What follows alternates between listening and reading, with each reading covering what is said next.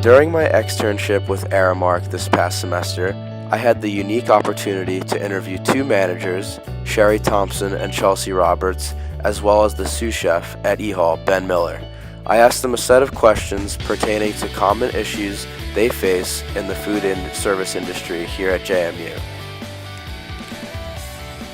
What's the most common issue you have? The most common issue we encounter is ensuring that dining halls are properly staffed while adhering to corporate hour restrictions. This is probably a common issue amongst all food-related establishments and the hospitality industry as a whole, because if you are not properly staffed, the service will be slow and the customers will be unsatisfied, and this will lead to a decrease in sales overall. What's the biggest issue you have? Our biggest issue is ensuring that there's enough product throughout the day by portioning the food out properly. This is very important considering JMU is a big school and people have to pay in advance for meal plans, so they're relying on the dining halls every day.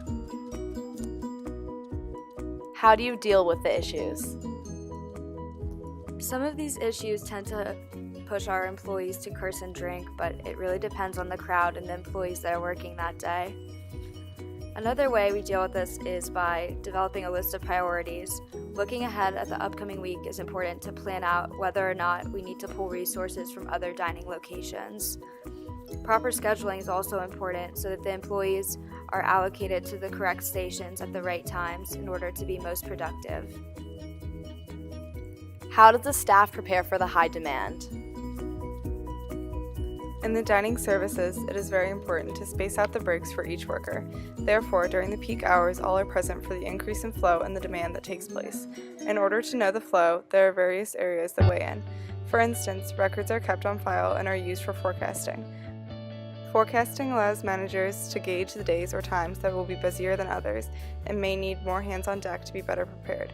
Another vital aspect to think about is weather, daylight savings, and activities that may be going on, as all three bring more crowds and shift the flow in traffic.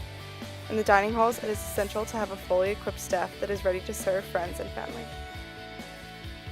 How do you allocate your employees to different food stations? Most people that work at eHall are assigned to the same specific station each time based on their skill sets and prior experience. However, there are several employees who are cross-trained to work multiple stations so they can fill in at different workstations should someone be out sick. Additionally, externs are important to how the dining hall functions. Externs are taught to work at multiple stations and are frequently allocated to different stations each day. This is a win-win scenario because the externs receive training in a multitude of areas of the dining hall while being versatile workers who can help out at any station in eHall should the need arise. How do you deal with sanitary issues? In the back of house, there are many policies and procedures in place to prevent germs. Different cutting boards are used for cutting meat as well as produce. Not only are different cutting boards used, but so are different machines. Using different cutting boards and machines helps prevent cross-contamination. On the floor, there are allergy signs posted at all stations so that people know exactly what they are eating. Employees participate in a food training course that teaches them all the proper food safety skills. Reflecting on this project, we as a group learned the importance of preparation far enough in advance and making sure all the schedules are formatted and the product is ready on hand.